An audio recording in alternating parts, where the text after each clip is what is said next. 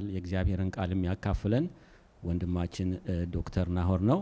ያው ወንድማችን ዶክተር ናሆርን ሁላችሁም ታውቁታላችሁ። ቸርቻችንን ከ2017 ጀምሮ በታማኝነት እያገለገለን ያለ ነው። ጌታ እሱንና ቤተሰቡን ይባርክ።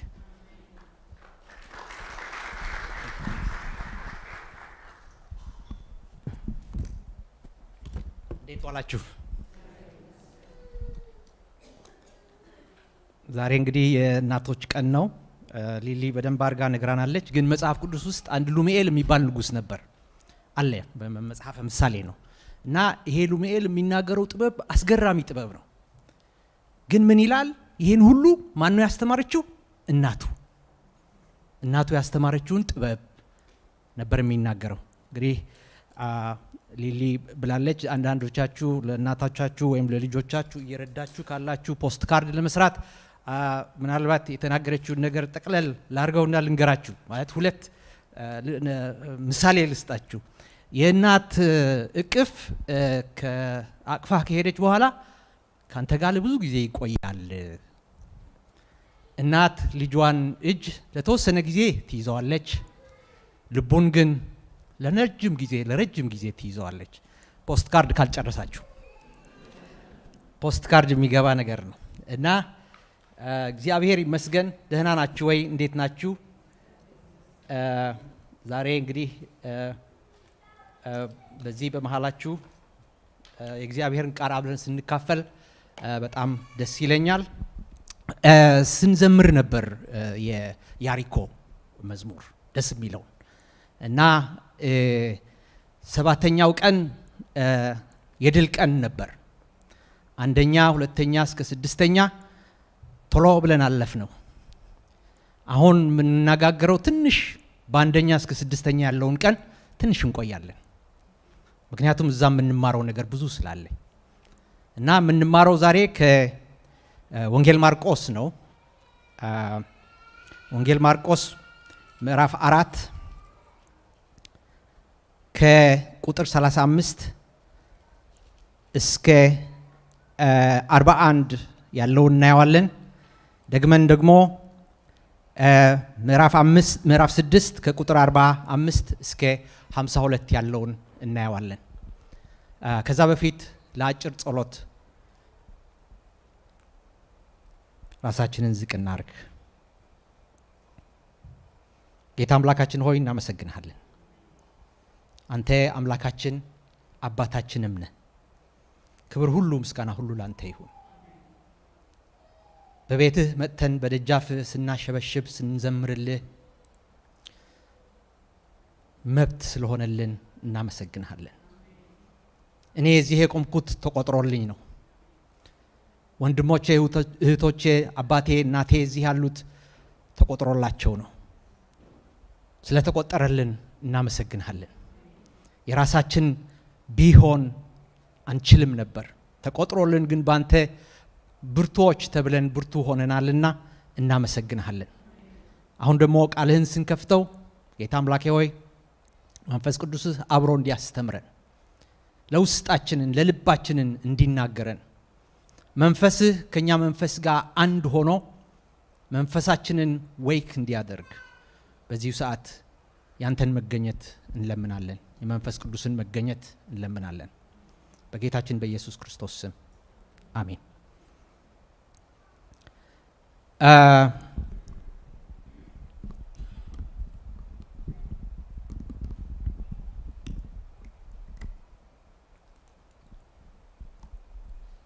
ቀደም ብዬ እንዳልኩት ዛሬ የምናየው ከማርቆስ ወንጌል ነው። እዛ የማርቆስ ወንጌል ያለውን ነገር ከመግባቴ በፊት ትንሽ ስለ ማርቆስ ወንጌል ዳራ ልስጥ። ምክንያቱም የምናየውን ክፍል የሚሰጠን ጥቅም ስላለ፣ የሚሰጠን የሚያብራራልን ነገር ስላለ ሁላችንም እናውቀዋለን። ወንጌል ማርቆስ ከአራት ወንጌል አንዱ ነው። የተጻፈው በ70 ዓመተ ምህረት ገደማ ነው ከኢየሱስ ክርስቶስ ሞት በኋላ። የድሮ ጽሑፎች እንደሚያመለክቱት ይሄ መጽሐፍ በሉቃስ ነው የተጻፈው። ግን በጴጥሮስ ትምህርቶች ላይ የተመረኮዘ እንደሆነ የቀድሞ ጽሑፎች ይነግሩናል። እና ይሄ የተጻፈው በማርቆስ ሲሆን ማርቆስ ደግሞ የጴጥሮስ አጋርና ከጳውሎስ ደግሞ አብሮ ይሰራ የነበረ አገልጋይ ነው። እና እነሱ በቃላቸው የሚናገሩትን ነገር የሚያስተምሩትን ነገር መዝግቦ የጻፈው ነው። 30 ዓመት ኢየሱስ ክርስቶስ ከመሞቱና ከመነሳቱ በኋላ ጽሑፍ አልነበረም። ሁሉም በቃል ነበር የሚነገረው። ሁሉም እንደዚህ ተሰብስበው ይነጋገራሉ፣ ኢየሱስ ክርስቶስ ያደረገውን ያወራሉ። እንደዛ ነበር የሚሄደው። በኋላ ግን እነዚህ የአይን እማኞች እየሳሱ ሲሄዱ፣ እነዚህ የአይን እማኞች እና በአይናቸው የመሰከሩ ሰዎች እየጠፉ ሲሄዱ ሁለተኛ ጄኔሬሽን ነው የሚተርከው ይሄን ትረካ። እና ክርስቶስ ያደረጋቸውን ነገር በቃል ብቻ መነገሩ በቂ አልነበረም። ምክንያቱም የዛን ጊዜ አውቀውም ሳያውቁትም የሚቀይጡት ነገር ነበር። እና ማርቆስ ይህን ቅየጣ ለመቋቋም ይህን ነገር ጽፎታል።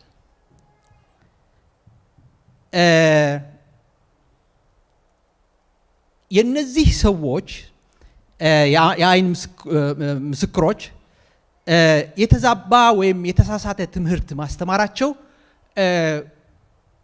በክፋትም ላይሆን ይችላል። ምንድነው? በሚመቻቸው ካልቸር ባሉበት ካልቸር ይሄ ወንጌል ከእስራኤል ርቆ ሲሄድ በሚመቻቸው ካልቸር ሼፕ ሊያደርጉት ስለሚሞክሩ ነበር።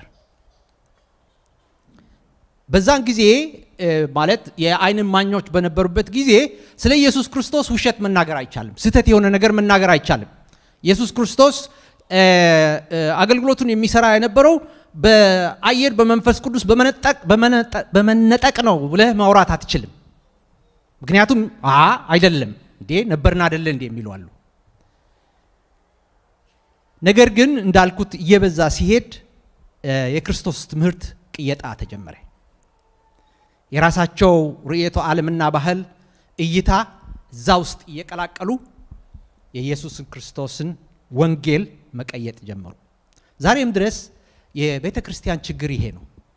ዛሬም ድረስ ቤተ ክርስቲያን የምትታገለው ያለችው ነገር ይሄ ነው። እንደዛ ስላችሁ የሐሰት አስተማሪዎች ብዛት እንዳለ ሆኖ አውቀው የሚጠመዝዙ ሰዎች ለጥቅማቸው የሚጠቀሙ ሰዎች እንዳለ ሆኖ ነገር ግን እኔና እናንተ እዚህ ቁጭ ብለን ኢየሱስ ክርስቶስ በእኛ ልክ ማሰፋት ስለጀመርን ነው። ኢየሱስ ክርስቶስን እኛ የሚመቸንን ነገር እንወስዳለን፣ የማይመቸንን ነገር ደግሞ እንተዋለን። ይሄ ነው ትልቁ ችግሩ። ይሄ በልካችን ያሰፋ ነው ክርስቶስ ቻሌንጅ አያደርገን። ምክንያቱም ራሴን እኛ የሰራሁት ካላስፈለገኝ ቆረጥ አድርጌ የሚያስፈልገችን አፕ ብቻ ዳውንሎድ አድርጌ መሄድ እችላለሁ። በትግርኛ አንድ አባባል አለ፣ ትኩስ ሲሆን በማንኪያ ሲቀዘቅዝ በእጅህ እንደተመቸህ ማለት ነው፣ እንደሚያዋጣ ማለት ነው። የራስህን የፈጠርከው ክርስቶስ ካለ ማመቻመች ቀላል ነው። በቅርቡ አንድ ሰው ምን አለኝ፣ መብቴ እኮ ነው መቼም ይህን ሰውዬ ይቅርታ እያረኩ መኖር ክርስቶስ የሚጠብቅብኝ አይመስለኝም አለኝ። የትኛው ክርስቶስ? የትኛው ክርስቶስ? የፈጠርከው ወይስ የወንጌሉ ወንጌል ማርቆስ ቁጭ ያደረገልን ክርስቶስ?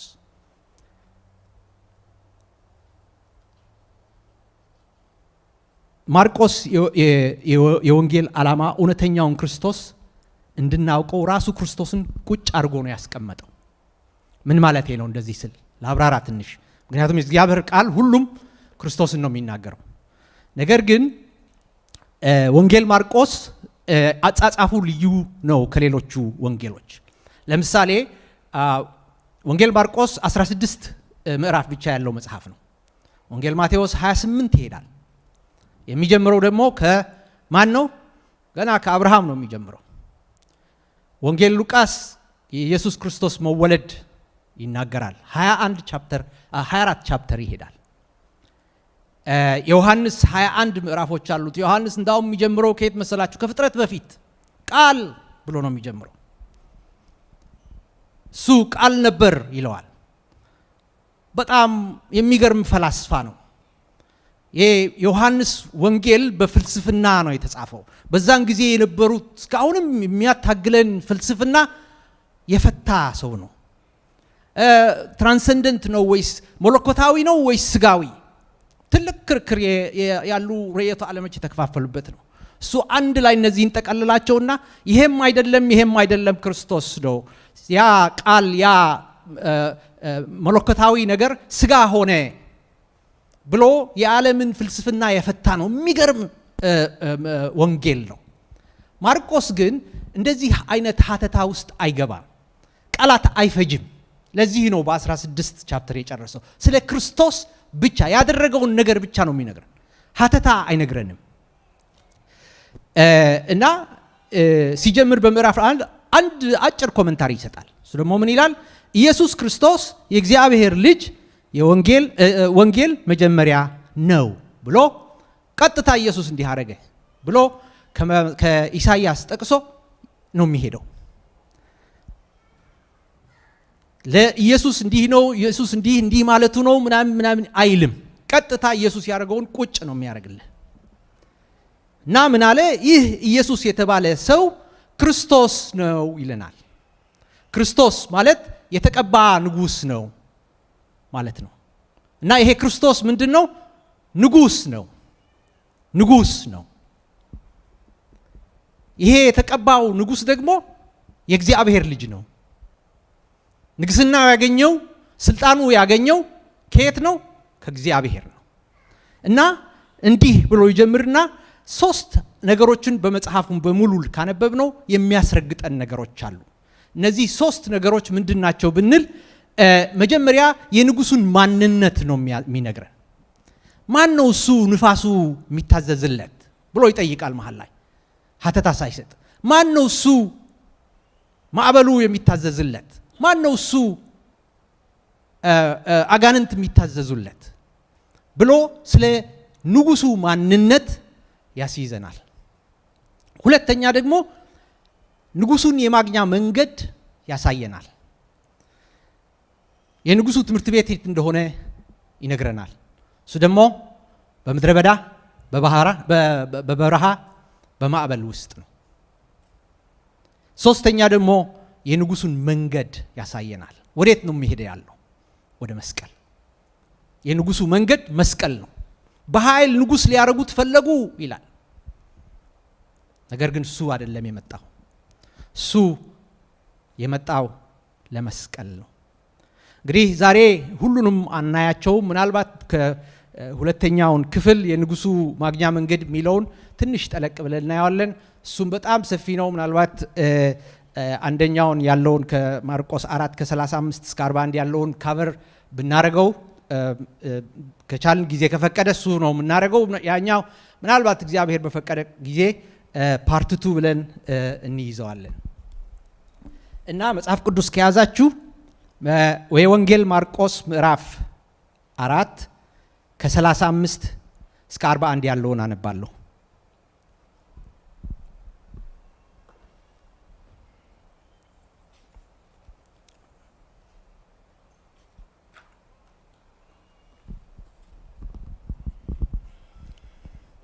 በዚያኑ ቀን ማታ ኢየሱስ ደቀ መዛሙርቱን ወደ ባህሩ ማዶ እንሻገር አላቸው። ከሕዝቡም ተለይተው ተሳፍሮበት በነበረው ጀልባ ኢየሱስን ይዘውት ሄዱ።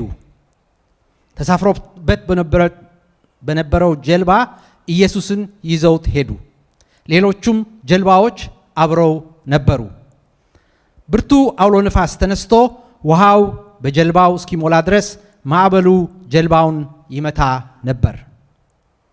በዚህ ጊዜ ኢየሱስ ጀልባውን በኋለኛው ክፍል ትራስ ተንተርሶ ተኝቶ ነበር። ደቀ መዛሙርቱ ቀሰቀሱትና መምህር ሆይ ስንጠፋ አይገድህምን አሉት። እርሱም ነቅቶ ነፋሱን ገሰጸው፣ ባህሩንም ጸጥ በል አለው። ነፋሱ ተወ፣ ታላቅ ጸጥታም ሆነ። ኢየሱስም እንዲህ የምትፈሩት ለምንድን ነው? እንዴትስ እምነት የላችሁምን አላቸው። እነርሱም በጣም ፈርተው እርስ በርሳቸው እረ ለመሆኑ ነፋስና ባህር እንኳን የሚታዘዝለት ይህ ማን ነው ተባባሉ። አሁን ደግሞ ወንጌል ማቴዎስ ምዕራፍ 6 ከ45 እስከ 52 ያለውን። ኢየሱስ ወዲያውኑ ሕዝቡን ሲያሰናብት ሳለ ደቀ መዛሙርቱ በጀልባ ሆነው ወደ ማዶ ወደ ቤተ ሳይዳ ተሻግረው እንዲቀድሙት አዘዛቸው።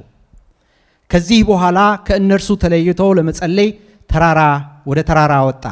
በመሸም ጊዜ ጀልባዋ በባህሩ መካከል ነበረች፣ እርሱ ግን ብቻውን በምድር ላይ ነበር። ደቀ መዛሙርቱ ከፊታቸው በሚነፍሰው ንፋስ ምክንያት መቅዘፍ ተቸግረው ሲጨነቁ አያቸው። ከሌሊቱም ከ9 እስከ 12 ሰዓት ባለው ጊዜ ባህሩ ላይ እየተራመደ ወደ እነርሱ መጣ፣ አልፏቸውም ሊሄድ ነበር። ነገር ግን እነርሱ በባህሩ ላይ እየተራመደ ሲሄድ አይተው መንፈስ መስሏቸው ጮኹ። ሁሉም ባዩት ጊዜ ደነገጡ። እርሱ ግን ወዲያውኑ አይዛችሁ እኔ ነኝ አትፍሩ አላቸው። ወደ ጀልባውም ገብቶ ከእነርሱ ጋር በሆነ ጊዜ ነፋሱ ቆመ። ደቀ መዛሙርቱ በጣም ተደነቁ። ታዲያ በልባቸው ደንዝዞ የእንጀራውን ተአምር ሳያስተውሉ ቀርተው ነው እንጂ ይህ ነገር ባላስገረማቸውም ነበር። ይህ የእግዚአብሔር ቃል ነው። እዚህ ያነበብናቸው ምዕራፎች ሁለት የተለያዩ ክስተቶች በሁለት ቀን ልዩነት ነው የሚሆኑት፣ በሁለት ምዕራፍ ልዩነት ነው የሚሆኑት። እኔ ድሮ ይሄን ሳነበው አንድ ክስተት ነበር የሚመስለኝ። በቅርቡ ነው ሳየው ለካ ይሄ የተለያየ ነገር ነው፣ አንድ ክስተት አይደለም። አንዱ ጌታን ተቀበለና መጽሐፍ ቅዱስ በቃ ከወንጌል ጀምር ብለው ሰጡት። ከዛ ወንጌል ጀመረና ወንጌል ማቴዎስን ጨረሰ። ከዛ እነዚህ ሰዎች መቼም ገደሉት፣ ምን አይነቶቹ ናቸው ብሎ በጣም በቃ አዘነ እና ሉቃስ ጀመረ። ሉቃስ ሲሄድ ደግሞ እንደገና እዛ ጋር ደግሞ ይገድሉታል። እንዲህ ይሄን ሰውዬ እንደገና ደግሞ አሁን ገደሉት አለ። እንግዲህ እኔና እሱ ልዩነታችን አልገባኝም። አሁን ማለት እኔም እንደሱ ሆንኩኝ ማለት ነው። አንድ ላይ ያለ ነገር ብዙ ሁለት እንደሆነ ብዙ ጊዜ መጽሐፍ ቅዱስ አንብቤ እስካሁን አልገባኝም ነበር። ባነበብነው ክፍል በምዕራፍ 4 በዚች የአጭር ክፍል ውስጥ ብዙ ነገር አጭቀዋል። እንዳልነው ብዙ ቃላት አይፈጅም፣ ነገር ግን ዲቴይሎችን እዚህ አስገብተዋል ለኛ እንድንቆፍራቸው እንድናቃቸው እና በታንኳ እንዲያወሰዱት ይላል። just as he was ሌሎች ጀልባዎች አብረው ነበሩ ይላል። ትራስ ተንተርሶ ተኝቶ ነበር አይበቃም፣ በጀልባው በኋለኛው ክፍል ነበር የተኛው። እነዚህ ነገሮች ዲቴይል ይሰጠናል። ይሄን ዝርዝሮች አውጥቼ ታሪኩን አነበብኩት። የሚነግርህ ነገር አንድ አይነት ነው፣ የሚቀየር ነገር የለም። ታዲያ ለምንድን ነው ይሄን ሁሉ ዲቴይል የከተተው፣ ይሄን ሁሉ ዝርዝር የከተተው ብንል ይሄ የሚጽፈው ከአእምሮ ስለሆነ ነው፣ ያየውን ነገር እየጻፈ ስለሆነ ነው። ይሄ ትክክል የሆነ ነገር ስለሆነ ነው። ታሪክ በዚያን ጊዜ ሲጻፍ እንዲህ አይደለም የሚጻፈው። አንኳሯን ተናግረህ ነው የምትተው። ምናልባት አሁን ፊልም ምናምን ሲሰሩ አንዳንድ ነገሮችን ይቀላቅላሉ። በዚያን ጊዜ ግን አልነበረም። ይሄ እውነት መሆኑን የሚያሳየን የአይን እማኝ ጽሑፍ መሆኑን የሚያሳየኝ ኢየሱስ ክርስቶስ ትራስ ላይ ተኝቶ ነበር። ምን አስፈለገ ትራስ ላይ መተኛት? ነገር ግን ያ ነው ሲጽፈው እሱ ነው የሚያስታውሰው። ኢየሱስን ሲተኛ አይቶታል ባይ ነው።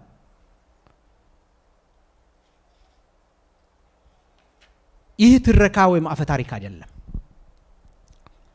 ይሄ የሆነ ነገር ነው፣ እውነተኛ ነገር ነው። ሰው የፈጠረው አይደለም። የእግዚአብሔር ቃል በጠልቀን ስናየው እንደዚህ አይነት ነገሮችን ስናወጣ ሰው የፈጠረው ሊሆን አይችልም። ሰው የፈጠረው እንደዚህ ሊሆን አይችልም። ይህ ታሪክ በእርግጥ እውነት ከሆነ እናምነዋለን። ኢየሱስ ክርስቶስ ተኝቶ ነበር፣ ሲነሳ ማዕበሉን ጸጥ አረገው።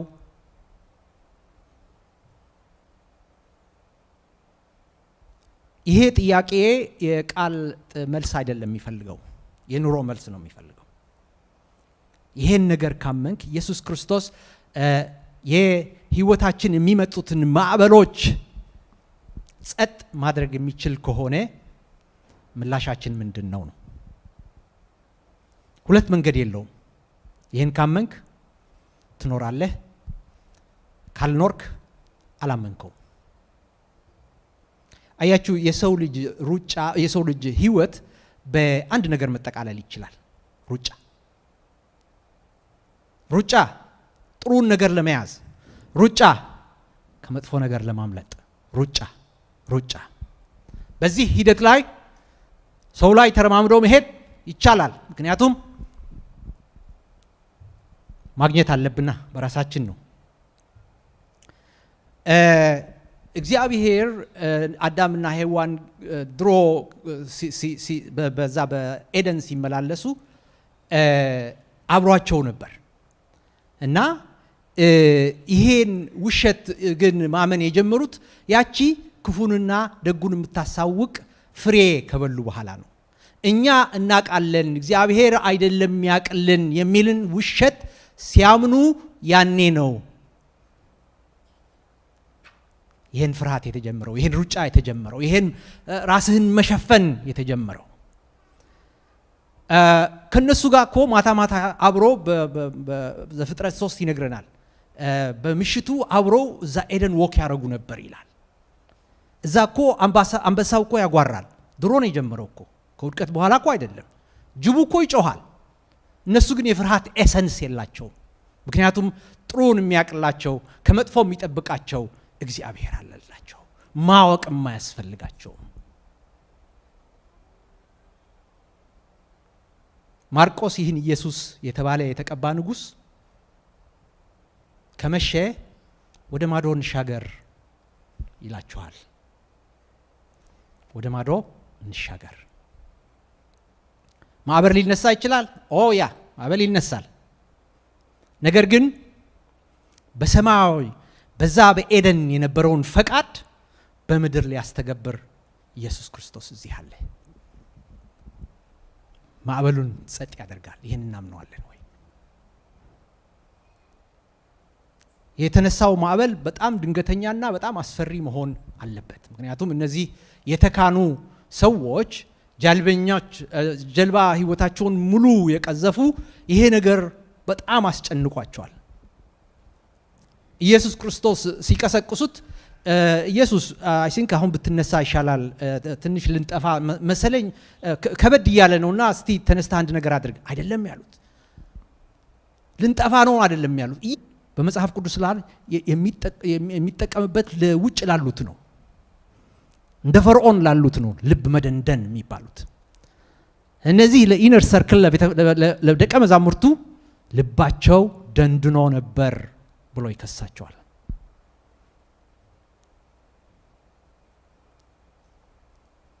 ቤተ ክርስቲያን እየተመላለስክ የውጫውን ነገር ሁሉ እያደረክ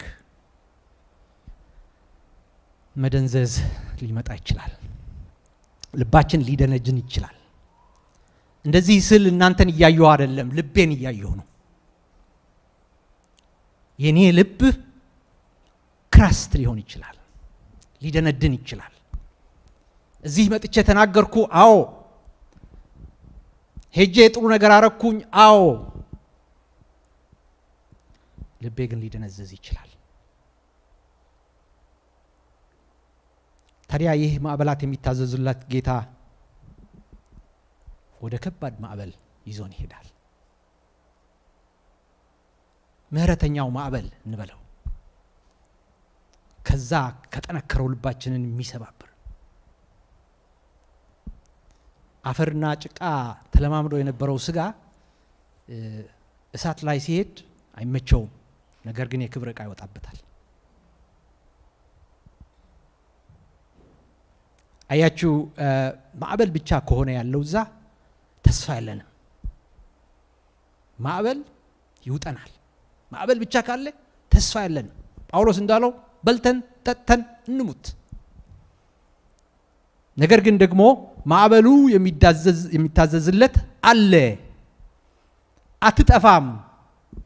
ነገር ግን ይህን የመሰለ ጌታ ብለህ ከያዝከው ደግሞ መብት የለህም። ሙሉ ቁጥጥር እሱ ስር ነው። ሁሉን ነገርህን ትተህ መከተል ብቻ ነው። ስለዚህ እዚህ ማዕበል አለ፣ እሱ ይውጥሃል፣ አይወድህም። ይሄ ደግሞ ኢየሱስ አለ፣ መብት የለህም። ሁሉን ነገር ይወስድብሃል፣ ሁሉም ነገር ይቆጣጠርብሃል፣ ግን ይወድሃል። ከዚህ ማዕበል የበለጠ ኃይል አለው፣ አንተ ልትቆጣጠረው ማትችል። ይሄ ከበደኝ፣ ይሄ ማዕበል ትልቅ ነው፣ ከዛ የሚበልጥ ማዕበል የሚቆጣጠር አለ። ይህን በልክህ ልታሰፋው አትችልም። እንዲህ ያለ ጌታ በልክህ ልታሰፋው አትችልም።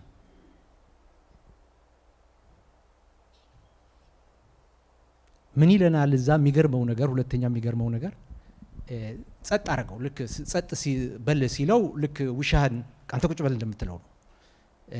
ምንም ነገር ትናጋለም። ወጣ፣ ተነሳ፣ ጸጥ በል በቃ።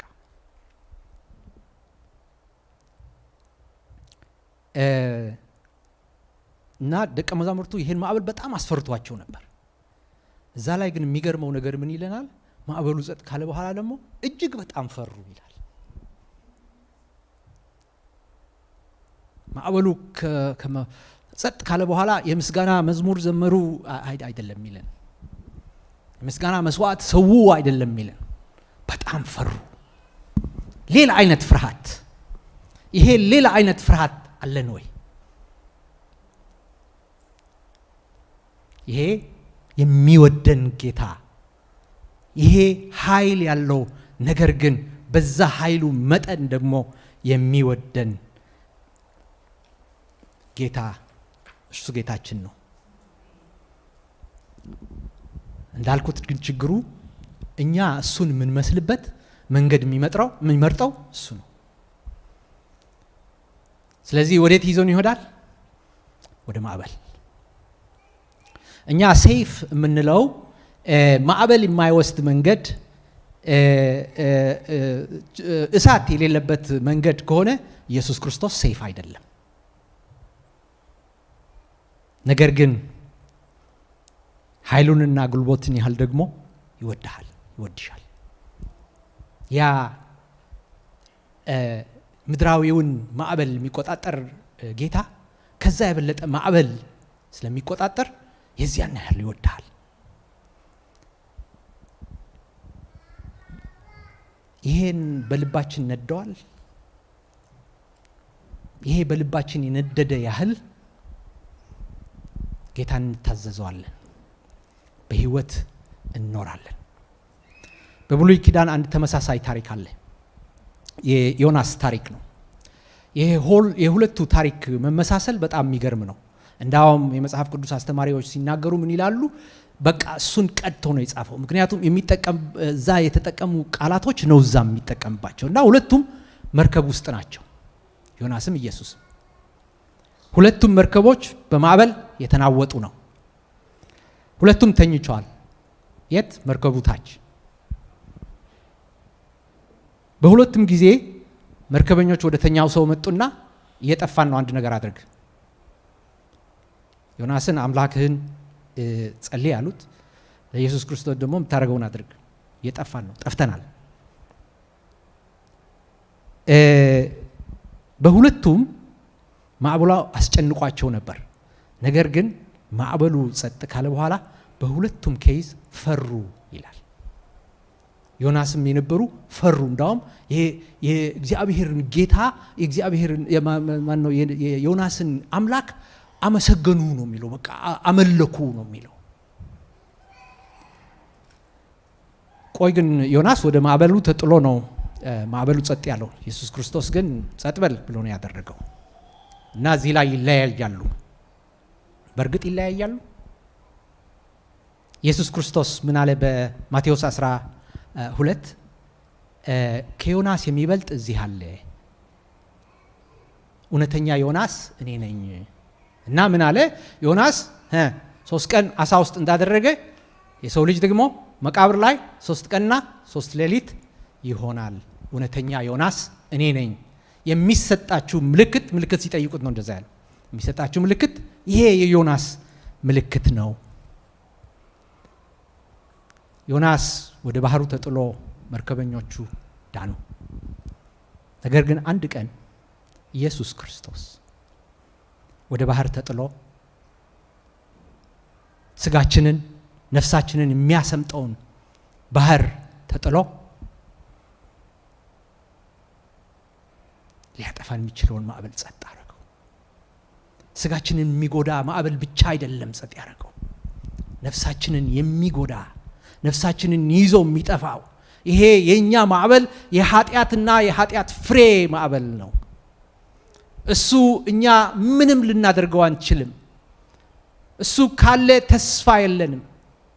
ነገር ግን ኢየሱስ ክርስቶስ ራሱን ደፍቶ በዛ በመስቀል ላይ ዘሎ ወደዚች ባህር ገባ። ይህ ማዕበላት የሚታዘዙለት ጌታ ራሱን ዝቅ አረገና ራሱን ደፋና አባቴ አባቴ ብሎ ቢጮህ ሳይሰማ ሲቀር ራሱን ደፍቶ እዚህ ሐይቅ ላይ ሞተ። ለምን? እኛ ከዛ ነገር እንድናመልጥ። ይሄ ኃጢአትና የሞት ማዕበል ለዘላለም ነው የሚያጠልቀን። ከዛ መውጫ የለንም። ያ ይህን ማዕበላት የሚታዘዙለት ጌታ እዛ መስቀል ላይ ራሱን ደፍቶ በዚህ ማዕበል ውስጥ ገባ። ይህ በልባችን በርግጥ በኃይል የነደደ ያህል በልባችን የተዋሃደ ያህል የዛን ያህል እንደሚወደን እናውቃለን። ይሄ ነገር በልባችን ነደዋል ወይ? የዛን ያህል በእርሱ እንተማመናለን። የልባችን ድንዛዜ በዛን ያህል ይሰበራል። ይህን ነገር ስናስብ መደነቅ ካልፈጠረብን፣ ውበት ካልጫረብን ልባችን ደንዝዟል። ይሄ በልባችን ይንደድ።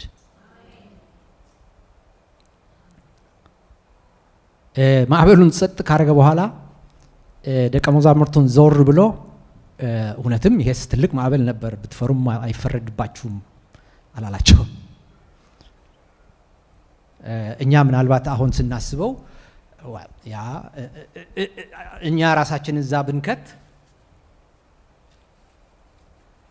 የእነሱን ፍርሃት አፕሩቭ ነው የምናደርገው። ኢየሱስ ክርስቶስ ግን ምን አለ? ዞር ብሎ ለምን ትፈራላችሁ?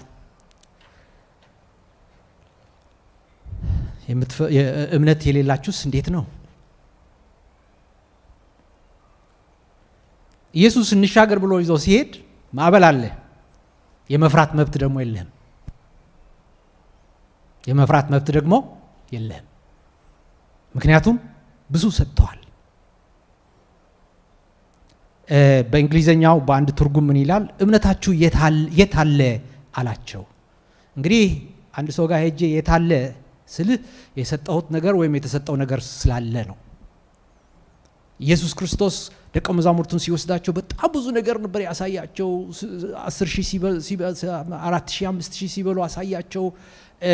ሲያስተምር ስለ እግዚአብሔር መንግስት ነገራቸው። ስለ ዘሪው ሲያስተምር ከነ ትርጉሙ ለነሱ ነገራቸው። ይሄን ሁሉ ሰጥቷቸዋል። እና ምን ይላል? እምነታችሁ የታለ? የሰጠኋችሁ የታለ? አንዳንድ ሰው ምን ይላል? ያንተን ያህል እምነት ቢኖረኝ የሚል ነገር አለ። ኢየሱስ ክርስቶስ ግን እንደዛ አይደለም። ለሁላችንም የሰጠው ነገር አለ፣ ያስተማረን ነገር አለ፣ የሞተልን ነገር አለ። ይሄን ሰጥቻቸዋለሁ፣ እምነታችሁ የታለ? አትፍሩ፣ መፍራት መብት የላችሁ። ይሄ ብዙ ነገር የተሰጠን ስናስብ ከነፍሳችን ጋር ስናዋሃደው ከስጋችን ጋር ስናዋሃደው መስመራችን ልባችን ከዛ መስመር ጋር አንድ ሲሆን አንፈራም። በህይወታችን ደግሞ ይገለጣል። የጠፋን ነው እኮ እንዴት ግድ አይልህም አንልም። እንተማመንበታለን። ከዚህ በፊት ያየሁት ፍቅር በመስቀል ማዕበል ውስጥ እንዲሁ ሳያስጥል እንዴት ይተወኛል በጸሎት ስታገል እርምጃ ይወስዳል። ጨለማ ደመናው ባይል ወገግ ኢየሱስ በጊዜው ይላል ብድግ በአውሎ ነፋሱ እላለሁ ፈገግ። እኔ ግጥም ጸሐፊ አይደለሁም። ትናንትና ግን ይችን መጣችልኝ። እኔ ግጥም ጽፌ አላቅም። ሳጠናው ኢየሱስ ክርስቶስ ያደረገው ነገር ግን የሚጭረው ነገር አለ፣ የሚያመጣው ነገር አለ እና ይሄ እንዲዋሃደን ተሻግረው እንደሄዱ ሳስበው ነበር። እንደዚህ ጸጥ ካለ በኋላ ከፈሩ በኋላ የሚቀረውን ጉዞ እንዴት የሆነ የጨረሱት እላለሁ። ይመስለኛል ጸጥ ብለው ነው የጨረሱት። በቃ ምንድነው የተሰጠን ብለው እያሰቡ አስቡ ነው እያላቸው ያለው። ብዙ ነገር ሰጥቻቸዋለሁ እና ጸጥ ብለው የጨረሱት ይመስለኛል። ከዛ ከተሻገሩ በኋላስ ምንድነው ያገኙት? በርኩስ መንፈስ የተያዘ ሰው እንሻገር ያላቸው ምንድን ነበር ሚሽኑ? ያን ሰውዬ ለማዳን። ስለዚህ ነገ ጠዋት ተነስተን ሚሽኑን እንቀጥል። እየተሰራንም ቢሆን ሚሽኑን እንቀጥል። የሚፈራውን እንፍራ። የማያስፈራው አያስፈራንም። ከዛ በኋላ ወጥሮም ይሁን ዘርግቶ በሱ ልክ ያሰፋል።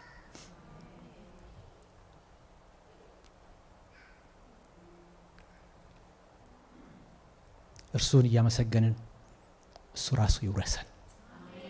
እሱ ራሱ ይውረሰን። ለትንሽ ጸሎት በጸጥታ ማዕበሉ ጋር አብረን ሄደናልና እስቲ ያቺ የጨረሷትን ጉዞ ትንሽ ጸጥ ብለን በእግዚአብሔር ሆነን አንተ ትልቁን ማዕበል የወሰድክ ትልቁን ማዕበል ያዳንከኝ አንተ ነህ ብለን እንበለው።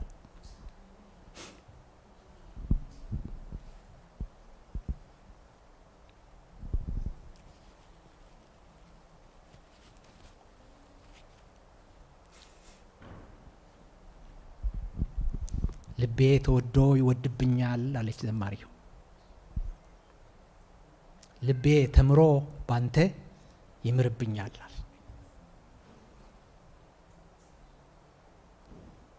የእግዚአብሔር ምህረት እግዚአብሔር ያደረገልን ነገር በልባችን ከተዋሃደ እንኖረዋለን። እሱ የወደዳቸውን እንወዳለን። እሱ የማራቸውን እንምራለን። ከኛ ጀምሮ ማለት ነው። እግዚአብሔር ይስራን። ስራን ጌታ ሆይ ወጥረን ዘረጋጋን።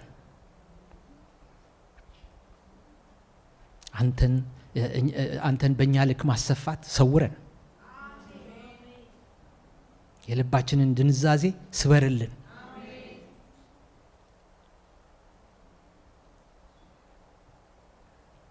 ስጋችን ጌታ አምላኬ ሆይ ማዕበል አይወድም፣ በረሃ አይወድም፣ ምድረ በዳ አይወድም፣ እሳት አይወድም።